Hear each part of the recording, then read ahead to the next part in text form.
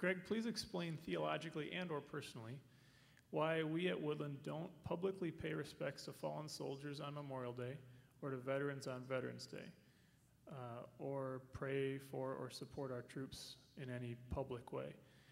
And in answering this, please don't portray I or others as who share this concern as making an idol of nationalism. Okay. Well, here, the reason why we at Woodland Hills Church don't make anything special of Veterans Day or of any national holiday, 4th of July, and why we don't have flags in the church, is because we have a strong conviction that what we're to be about as followers of Jesus is the kingdom that's not of this world. The kingdom that Jesus established with his life, ministry, death, and resurrection.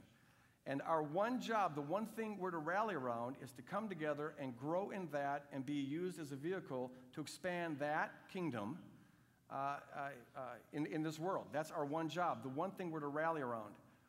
Everything else can be a distraction, and it can become an idol if we're not careful, to doing that, to doing that message, if we bring that in here. Okay? In terms of the kingdom, it shouldn't make any difference whether you are American or Iranian or Afghanis or Russian or whatever. Just like it shouldn't make any difference whether you're white or black or Native American or whatever. And it shouldn't make any difference whether you're Democrat or Republican or Libertarian or, yes, even communist. Because all that is about that out there. It doesn't mean that all that out there is bad. Doesn't mean it's not noble and honorable. Doesn't mean you shouldn't, respect it and whatever. But it does mean that that's not part of what we're called to rally around.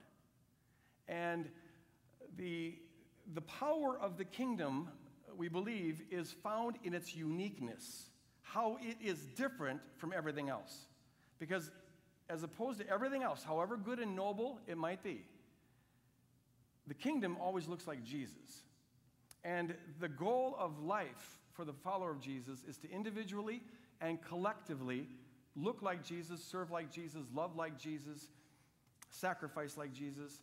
And the minute we start getting anything else in there, and history, if it shows anything, it shows this, we start polluting that and damaging that.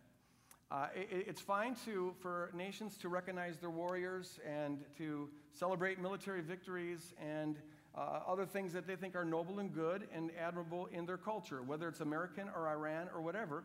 That's what citizens do, and I have no stance on that. If you want to do that, that's fine. But that's not what we rally around. Because in the kingdom, whether you think this war should or shouldn't have been fought, or whether this politician should have won or not, that should not matter at all. What matters is that we rally around Jesus Christ, and it's so important that we keep him center and don't let anything else, especially given the history of the fusion of these things in America, but also throughout church history, given that history and given how thoroughly permeated and fused people's understanding of the Christian faith is with America and all the other governmental policies and wars and politics, it's so fused that we have got to now make a complete separation to be clear on what it is that is the center of our being and what we're called to do and how we're called to live individually and collectively.